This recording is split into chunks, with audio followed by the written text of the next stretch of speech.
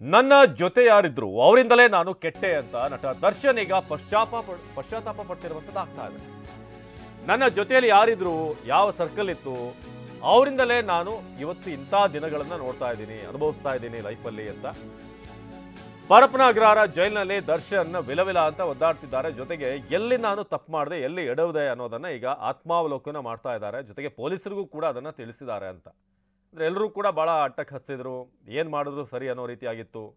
ಆದರೆ ಕೆಲವೊಂದು ಸಂದರ್ಭ ಗ್ರಾಚಾರ ಕೆಟ್ಟರೆ ಹೇಗಾಗುತ್ತೆ ಅನ್ನೋದಕ್ಕೆ ಇಂಥ ಘಟನೆಗಳು ಸಾಕ್ಷಿ. ಇನ್ನೊಂದು ಕಡೆ ಹಲವು ಮಹತ್ವದ ಸಾಕ್ಷ್ಯ ಸಂಗ್ರಹಿಸಿರುವಂಥ ಪೊಲೀಸರು. ದರ್ಶನ್ಗೆ ಮತ್ತಷ್ಟು ಬಿಗಿಯಾಗ್ತಿದೆ ಕಾನೂನಿನ ಕುಣಿಕೆ. ಟೆನ್ಷನ್ ನಡುವೆ ತಮ್ಮ ಕೋಣೆಯಿಂದ ಹೊರಗೆ ಬಂದು ಸಹ ಕೈದಿಗಳ ಜೊತೆಗೆ ವಾಲಿಬಾಲ್ ಕೂಡ ಆಡ್ತಿದ್ದಾರೆ ದರ್ಶನ್ ಅನ್ನೋದು ಗೊತ್ತಾಗಿದೆ. ಹಲವು ಮಹತ್ವದ ಸಾಕ್ಷ್ಯಗಳನ್ನು ಒಂದು ಕಡೆ ಪೊಲೀಸರು ಸಂಗ್ರಹ ಮಾಡ್ತಿದ್ದಾರೆ. ಈವರೆಗೆ 52 ಸ್ಥಳಗಳ ಮಹಜರು ನಡೆಸಿರುವಂಥ ಪೊಲೀಸರು.